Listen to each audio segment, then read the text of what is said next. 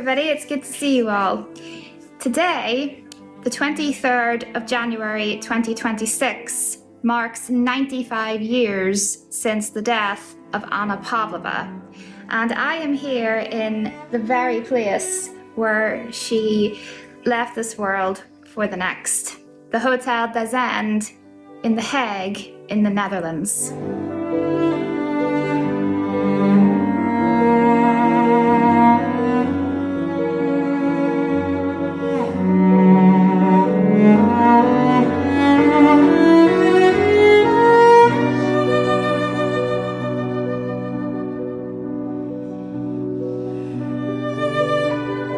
In January 1931, Pavlova was travelling from France to The Hague for a scheduled performance. But on the way there, the train she was travelling in was involved in a minor accident. There were no casualties, but the passengers were forced to evacuate.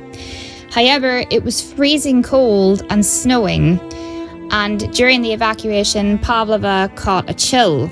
At first, it seemed that she had just come down with a minor cold. But when her journey resumed, her symptoms worsened, and by the time she arrived in The Hague, she was seriously ill with what turned out to be pneumonia. Pavlova was brought here to the Hotel Des Indes, and this is the room where they brought her. The bedroom where she was laid was just here behind these double doors. The area is no longer accessible to the public because it's now the office area for the reception. But this is where the great ballerina breathed her last breath.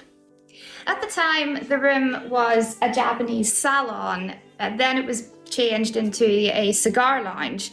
But it's just been renovated into a champagne lounge, appropriately called the Anna Pavlova Champagne Lounge. Pavlova was treated by 2 Dutch physicians and her private doctor, and they all did everything they could to save her, including performing an operation to drain the water from her lungs. But despite their best efforts, there was little they could do. The ballerina had developed pleurisy, and her illness was just too far advanced. Anna Pavlova died in the early hours of the morning on the 23rd of January 1931. She was 49 years old. Her husband, Victor Dandre, claimed that just before she died, her last words were, "Get my swan costume ready."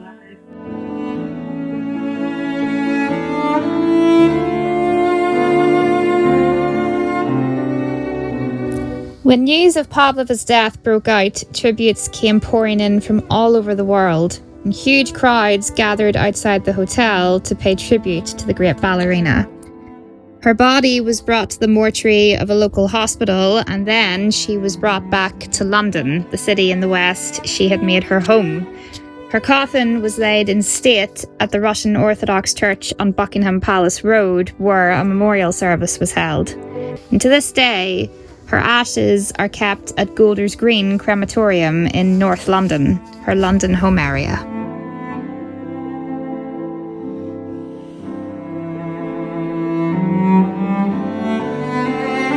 In a eulogy written for her by her former dance partner and friend, Nikolai Legat wrote, "Anna Pavlova was a great dancer and a great woman, and the world is poorer and emptier for her loss. I loved her as an artist, colleague, and friend, and mourn in her the passing of the greatest product of the greatest age of Russian art."